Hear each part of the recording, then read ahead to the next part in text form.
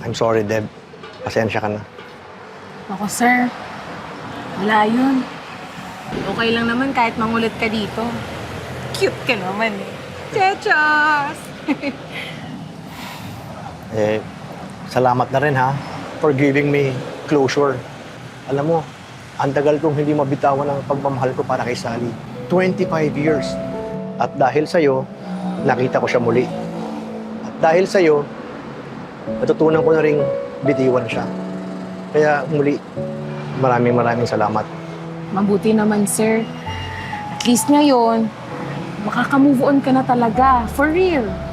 Dahil sa'yo, salamat. Alam mo, sir, makakahanap ka din ng pagmamahal na deserve mo. Yung pagmamahal na magtatagal, tsaka makakasama mo habang buhay. Ikaw rin, sana mahanap mo yung love that you deserve. Paano? Sige po.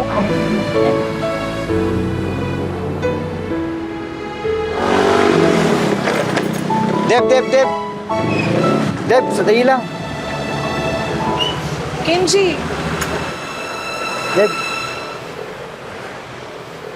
Gusto ko lang humingi ng sorry sa lahat ng panggugulong na gawa ko dito. Hindi ko talaga alam kasi yung mga nangyari.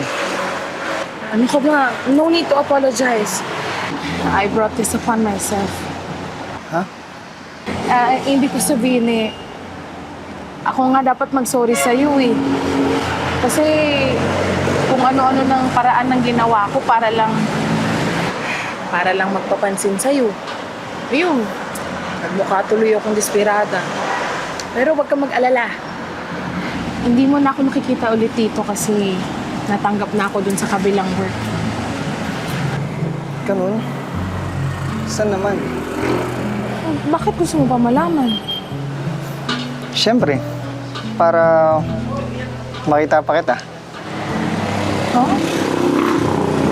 Alam mo, nung dinate ko si Sally, alam mo, wala naman talaga akong interes sa kanya.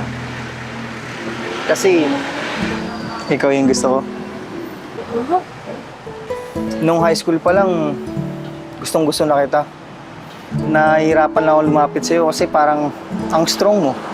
Tsaka, na-intimidate talaga ako sa'yo. Talaga ba? Oo. Kaya nga ako punta ng punta dito sa shop niya eh. Para pagpanin sa'yo. Naku, ngayon mo lang sinabi. Kung alam ko lang. Bakit? Gusto mo rin ba ako? Oo, matagal na.